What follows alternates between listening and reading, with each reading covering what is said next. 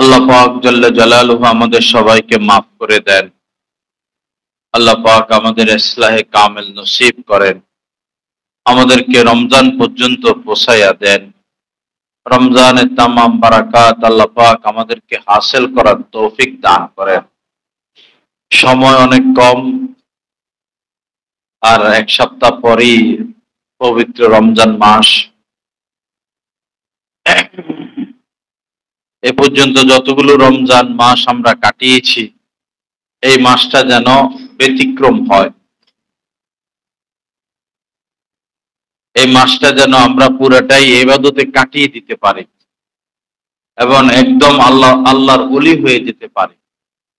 আল্লাহ পাকের সান্নিধ্য অর্জন করতে পারি, আল্লাহ পাকের মারিফাত অর্জন করতে পারি। তাআল্লুক মা আল্লাহ যেন আমাদের সকলের হাসিল হয়ে যায়।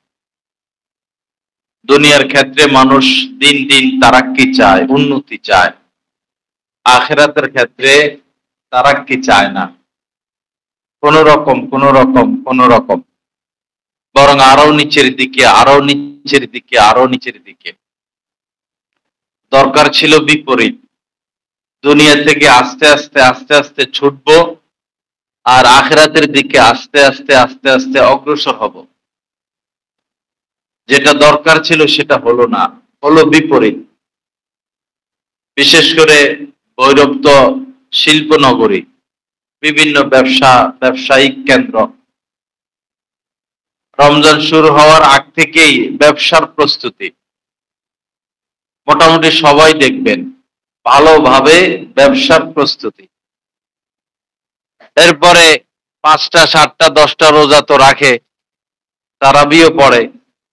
এরপরে ব্যবসার দিকে এত ঝুঁকে, এটা যে রমজান মাস বোঝা মুশকিল। তারাবি তো ছাড়েই অনেকে এক পর্যায়ে রোজাও আর রাখে না, বড় দুঃখজনক। দরকার ছিল আফসোস করা, হায় 15 রোজা চলে গেল, কি হাসিল করতে পারলাম। 20 রোজা চলে গেল, কি হাসিল করতে পারলাম। 25 রোজা চলে গেল, আর সময় কোথায়। 26, 27, 28 এর দরকার তো ছিল, খুব ব্যথা, খুব কষ্ট, কিছু অর্জন করতে পারি নাই। এবং আখেরাতের দিকে ঝুঁকা, আল্লাহর দিকে ঝুঁকা, ইবাদত বাড়াইয়া দেওয়া, দুরূদ শরীফ বাড়াইয়া দেওয়া, ইস্তেগফার বাড়িয়ে দেওয়া। কিন্তু সেটা তো না, সেটা তো না। মহিলারা তো রমজান শুরু হইলেই মার্কেটিং নিয়ে ব্যস্ত। মার্কেটিং করবেন ভালো কথা, এটা তো একদিনের ব্যাপার, একবার গেলে হয়। কিন্তু দেখা যায় একটা জামার জন্য 10-12 যাবে। জামা কিনবে একটা, দোকান দেখবে 20টা। এটা ঠিক না। এমনিই মহিলাদের বাজারে যাওয়া, মার্কেটে যাওয়া, পুরুষের মুখোমুখি হওয়া ঠিক না। দোকানদার তো পুরুষ, দামাদামি তো পুরুষের সাথে করতে হবে, পুরুষের মুখোমুখি হতে হবে, পুরুষের সংস্পর্শে যেতে হবে, পুরুষের সাথে কথা বলতে হবে। কতগুলো সমস্যা। নারীরা এমন জায়গায় যাবে না যেখানে পুরুষের সাথে কথা বলতে হয়, সংস্পর্শে যেতে হয়। কোন পুরুষ ভালো লেগে বসে ঠিক তো নাই। হয়তো স্বামী বৃদ্ধ, হয়তো ওর স্বামীর মধ্যে তারুণ্যতা নাই, হয়তো স্বামীর চেহারা সুরত ওরকম সুন্দর না। এখন বাজারে গেল, কোন তরুণ ছেলে তার কাছে ভালো লেগে বসলো, কোন দোকানদার ভালো লেগে বসলো, বিশ্বাস তো নাই। পরে বারবার ওই দোকানে যাবে, বারবার ওই এলাকা ঘুরবে, খাতির লাগাবে, গল্প করবে, বাসায় দাওয়াত দিবে। এই তো অবস্থা। অনেক মহিলারই তো স্বামী নাই, বিদেশে, ঢাকা। এভাবে স্ত্রীদেরকে খালি রাখা এই জামানায় সহি না। বিদেশ যেতে হলে বিয়ের আগে, জামানার হিসাবে বলতেছি, বিদেশ যেতে হলে বিয়ে শাদীর আগে। বিয়ে শাদী করছেন, এখন আর বিদেশ না, এখন স্ত্রী পাহারা দেন। এই বিপদ ঘরে আনছেন, এরে পাহারা দিবে কে? তাকে পাহারা দেন, সন্তান লালন পালন করেন। আপনার ছত্র ছায়া যদি আপনার স্ত্রী পাপে লিপ্ত হয়, এর জন্য দায়ভার আপনার। আমরা তো আরো রিক্সি কাজ করি, স্ত্রীকে শহরে নিয়ে আসি। মানুষ শহরে নিয়ে আসে, বাসা নেয়, হয়তো একটা বাচ্চা, 2টা বাচ্চা। পরে চলে যায় এই লোক বিদেশে, এ মহিলা বাসায় একলা, মহিলা বাসার মধ্যে একলা। বিভিন্ন রিক্সাওয়ালারা এসে বলে যে মহিলারা রিক্সা ভাড়া দেয় না। জোয়ান দেখে রিক্সা উঠে বা ভালো লাগছে রিক্সা উঠার পর বাসা ভাড়া দেয় না, ভাড়া দেয় না, রিক্সা ভাড়া দেয় না, বাসায় আসেন, পরে বাসায় ঢুকে ফেলে। এই অবস্থা। কারেন্টের মিস্ত্রি যায় কাজ করতে পারে না, এরপরে ফ্রিজের এরা যায় কাজ করতে পারে না, ঘুরে ঘাড়ে টাল বাহানা করে, খাতির লাগায়। এই তো অবস্থা। আল্লাহ পাক সহি বুঝ দান করেন। স্ত্রীদেরকে এই জামানায় একা রাখা ঠিক না। হযরত ওমর রাদিয়াল্লাহু তাআলা আনহু জামানায় উনি আইন করছেন 4 মাসে একবার আসতেই হবে। তুমি যত ব্যস্ত থাকো 4 মাসের মাথায় বাসা বাড়িতে আসতেই হবে। এই জামানায় উনি থাকলে 1 সপ্তাহ বলতেন অথবা 1 মাস বলতেন। যে অবস্থা, যে পরিস্থিতি, মাস্টাররা পড়াইতে আসে ছেলে মেয়েদেরকে, আর মহিলারা শুধু গল্প গল্প গল্প মাস্টারদের সাথে।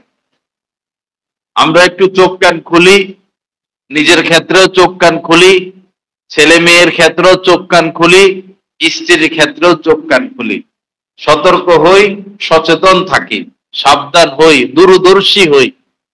শুধু টাকা টাকা, গাড়ির চাকার মতো শুধু টাকা টাকা টাকা টাকা টাকা টাকা টাকা টাকা না করি।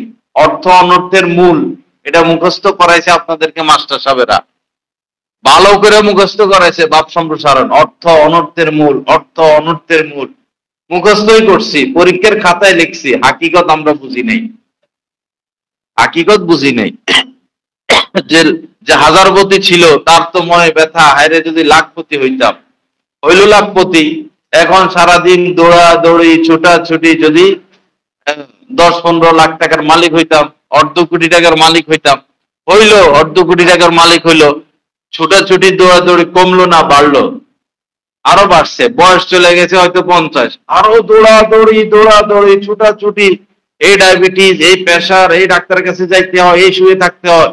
কিন্তু এই ক্ষেত্রে কোনো অসুস্থতা নাই, শুইয়া শুইয়া শরীরে ইনজেকশন, হয়তো লাইফ সাপোর্টে আছে, তারপরও শুধু মাথা ঘুরে টাকা টাকা টাকা টাকা টাকা। অর্ধ কোটির থেকে হইলেও কোটিপতি, এখন কি সে বসে আছে?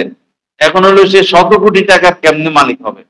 দৌড়তে দৌড়তে দৌড়তে দৌড়তে বয়স হয়ে গেছে 65-60 ফাঁকে, এখন হইলো 1000 কোটি টাকার মালিক, সে কিভাবে হবে? এই দৌড়তে দৌড়তেই তো পরে যায় মরে। কি হইলো? না দুনিয়া পাইলাম না আখেরাত পাইলাম, এখন তো আমি অ্যারেস্ট। রুটা জানটা বাইর হওয়ার সাথে সাথে অ্যারেস্ট, গ্রেপ্তার, সাথে সাথে অ্যারেস্ট। দাও এবার হিসাব দাও, এবার হিসাব দাও, যৌবন কাল কোন পথে কাটাইছ, অর্থ কোন পথে কামাইছ, কোন পথে খরচ করছ, জিন্দিগি কোন পথে খরচ করছ। এখন হায় আফসোস, হায় আফসোস, হায় আফসোস। এদিকে টাকার পাহাড় রাইখা গেল, এখন ছেলে মেয়ে কি করবে? একটা ভালো, একটা খারাপ, একটা মদ খায়, একটা গাঁজা খায়, একটা আবার নামাজও পড়ে, বিভিন্ন রকমেরই হয়। যদি আপনার ছত্র ছায়া আপনার ফ্যামিলি পাপে লিপ্ত হয়, আপনার আশ্রয়ে প্রশ্রয়ে ব্যবস্থাপনায় আপনার সন্তানেরা, আপনার পরিবার লোকেরা পাপে লিপ্ত হয়, এই পাপের সমপরিমাণ অংশ আপনি পেতে থাকবেন। বোনাস পাবেন, বোনাস, কবরে থেকে থেকে। মনে করেন 10 পাহাড় পরিমাণ পাপ নিয়ে আপনি মারা গেছেন, এখন এই পাপের রাস্তা খুলে গেছেন। এই 10 পাহাড় 2-4 দিন পরে হয়ে যাবে 12 পাহাড়, আবার মাসখানিক পরে দেখবেন এটা 15 পাহাড় হয়ে গেছে, আবার দেখবেন যে এটা 20 পাহাড় হয়ে গেছে, আবার দেখবেন যে এটা 50 পাহাড় হয়ে গেছে। বাড়তেই থাকবে, বাড়তেই থাকবে, বাড়তেই থাকবে। কারণ পাপের রাস্তা আপনি খুলে গেছেন, সিনেমা হল দিয়ে গেছেন, সুদের রাস্তা খুলে গেছেন, ঘুষের রাস্তা খুলে গেছেন, কোন অশ্লীলতার রাস্তা খুলে গেছেন। অনুরূপ ভাবে কেউ 10 পাহাড় পরিমাণ নেক নিয়ে মারা গেল, 10 পাহাড় পরিমাণ নেক, আর নেকের রাস্তা খুলে গেছে। যেমন এই যে দারু হাজি সাহেব এই মসজিদ করে গেছেন, দিন দিন আমল নামা বাড়তেছে বাড়তেছে বাড়তেছে বাড়তেছে বাড়তেছে বাড়তেছে, বাড়তেই আছে, বাড়তেই থাকবে, বাড়তেই থাকবে। এই মসজিদও করে গেছেন, আমাদের যে বড় ভবন, এটার জন্য একটা জমি দিয়ে গেছেন, পরে ওই জমি অনেক টাকায় বিক্রি করে এই বড় ভবনের কাজ করা হয়েছে। বাড়তেই আছে, বাড়তেই আছে, বাড়তেই আছে। 10 পাহাড় নেক নিয়ে মারা গেছেন, পরে দেখবেন যে 1 মাসের মাথায় এটা 12 পাহাড়, 2 মাসের মাথায় এটা 15 পাহাড়, 1 বছরের মাথায় এটা 20 পাহাড়, বাড়তেই থাকবে, বাড়তেই থাকবে, কিয়ামত পর্যন্ত বাড়তে থাকবে। আল্লাহ পাক সহি বুঝ দান করেন, আল্লাহ পাক ইসলাম আমাদের নসিব করে দেন। যাই হোক,